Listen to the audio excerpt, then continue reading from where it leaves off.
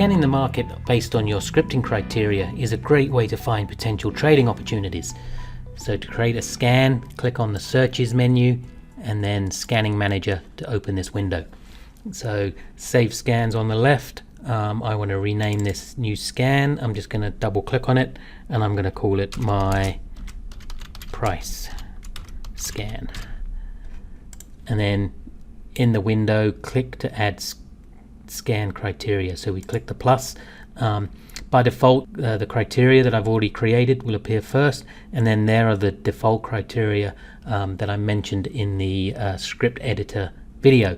So let's say I want to search for a script based on price. So I don't have any I've created myself, but if I type price, there are the options there, and I want price greater than. So I click on that to add that default script, and then click on that to change the value. So this is going to be this will return all the stocks with a value greater than 30.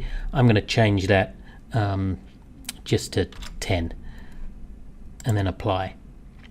Save that script, and now I'm going to scan on set the security selection on what I'm going to scan. So multiple codes. Let's do the S&P 500 and last bar based on the daily time frame. So I'm now going to execute that scan, and because it's a true false, all scans have to be true false. So export results, open results as watch list, and all these, the lowest price should be $10. Another example of a scan, again click on the scanning manager.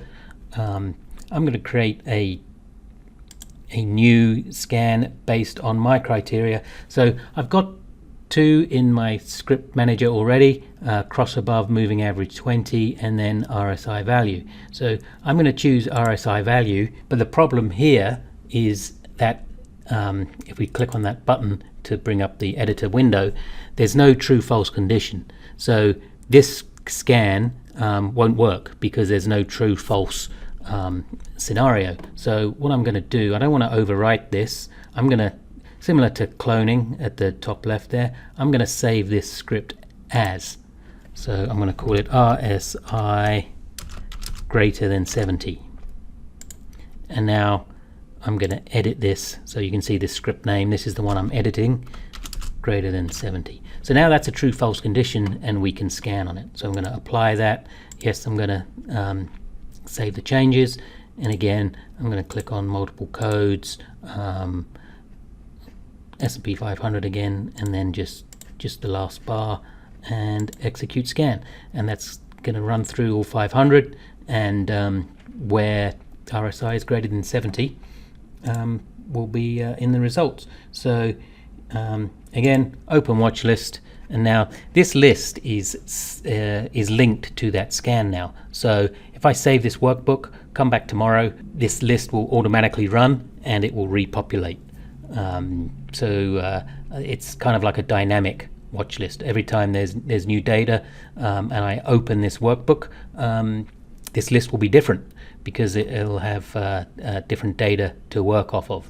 Now, if you don't want this scan to or this watch list to be overwritten each time with the new data, you can unlink it.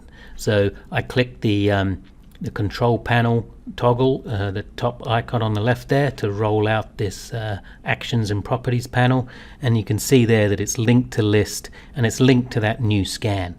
But if I untick that box, this list is now static. So when I open this watch list tomorrow, it'll be exactly the same list as we see here now.